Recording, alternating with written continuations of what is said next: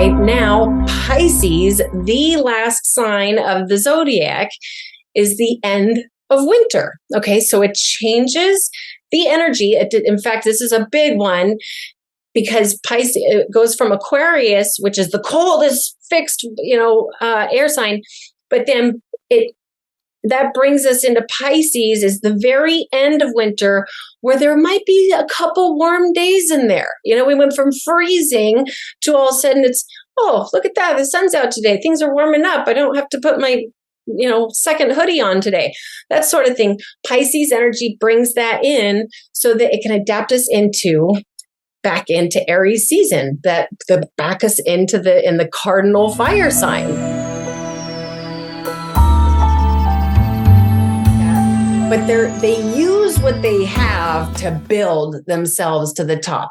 The key words would be ambitious, disciplined, and prudent. Okay. Also, the sign it can be really like a cool energy. I do notice that a lot too. With Capricorns, they can be, I'm just using the word, I don't mean cool as in like they're cold, but rather just like, yeah, man, cool. Collected. They're like calm and collected. Yeah. Like that Saturn energy where they're just like, they're cool no matter, like chaos could be going on around them. Capricorn will be the one like checking their phone, like just making sure, like calmly responding. There'll be like a toddler screaming and they're the one like calling 911, calmly describing the situation, like surrounding everyone. That's the highest expression of Capricorn is like the person that's calm and collected and can like navigate any craziness. Rebecca says that she's a Cap rising and she's worked in every department in her company and she's in operations now. Nice. Good, Rebecca, really shining. I love it. Yeah, that's fantastic. Good for you. Remember we talked about the sign of Cancer. The sign of Cancer naturally is very strongly associated with emotions. The motto for the sign of Cancer is I feel. So the moon has so much to do with our emotions. In fact, of course, everybody's going to have a moon in their natal chart somewhere. And whatever zodiac sign the moon was beaming through is going to say a lot about how that person processes their emotions and their moods. It's in its home in Aquarius. We talked about this. So we talked about that sign of Aquarius last week, how it kind of seems to have these like electrical antennas. That's because it's coming from this Uranus energy. Uranus can also influence like really, really strong intuition. But again, like we talked about last week, it's a lot of times in astrology, when we're talking about intuition, it's based on feelings and the water signs. But Uranus influences like a knowing, it's almost like an electrical, I picked that up. How did I even pick that up? That's Uranus's influence, especially coming through that sign of Aquarius. Exaltation in Scorpio, parentheses, Judith Hill. So she calls Neptune the dissolver. And this also makes sense to me. So Neptune is described as warm and moist. Judith describes Neptune as like a hot tub when you just get into a hot bath and it's like, whoa. That is very Neptunian. It's almost like utopian or something. The influence we receive from Neptune is diffusive. Like if somebody's got a really strong Neptune in their chart and there's a fight going on, these people can kind of diffuse the argument, that sort of thing. Mysticism, for sure, and psychic capabilities is what, again, so if Neptune is really strong in somebody's chart, they can tend to have very strong psychic capabilities, and they can also just be kind of naturally tapped into some form of spirituality.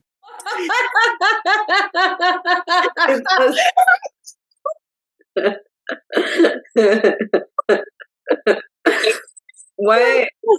Is this going to be the review for tonight? My cheeks are hurting and we haven't even started. Okay.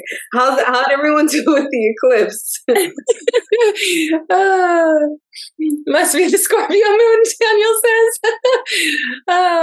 So, yeah, you know what? That eclipse, Melissa, I should tell you about this. I know I texted you a little bit about it, but so of course I knew it was the eclipse. I mean, I always pull out my journal, as so many of you know. I pull out my journal, I write down blah, blah, blah, blah, blah before the eclipse. But I had pulled my journal out the night before and already done it. And then it was around 9:50 in the morning, Pacific time. The eclipse was at 10:55. Well, actually, the new moon peaked at 10:55 a.m. Anywho, it was about 10 minutes to 10 a.m. And I just go outside to let my dog go to the bathroom. And all of a sudden, it was like everything just kind of felt like it was getting quiet around, except there was a bunch of neighborhood dogs started barking.